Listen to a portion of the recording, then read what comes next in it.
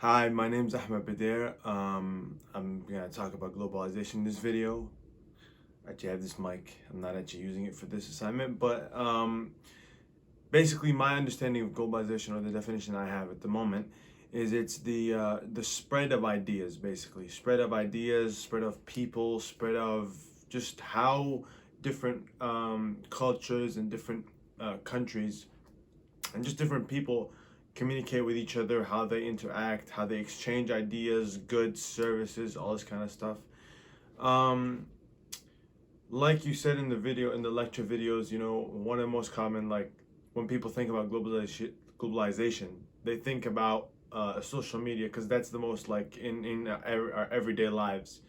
That's the most common use of globalization. That one is, the spread of ideas, the spread of cultures, how people see people in the Middle East, people communicating with people in the US, and how those cultures like mesh together, how those ideas can be interact with each other and stuff like that.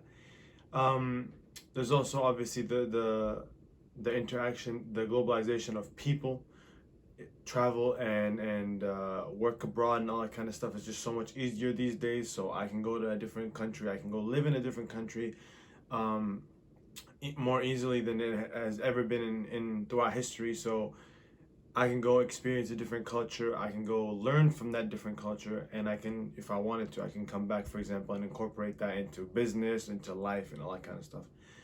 Um, how globalization can also be how countries deal with each other, the trade, international trade and all that kind of stuff.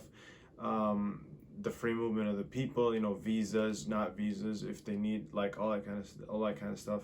The the increase in that movement, in the free movement of people.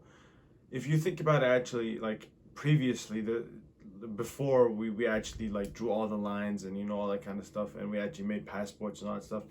Before that, the free movement was probably easier between from country to country, but obviously, um, the modes of transportation was just so much harder.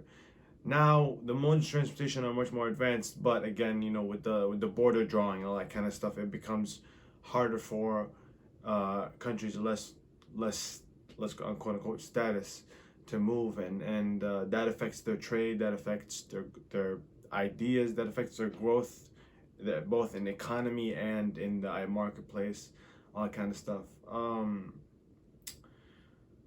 Yeah, that's pretty much all I got for about that's basically my thoughts.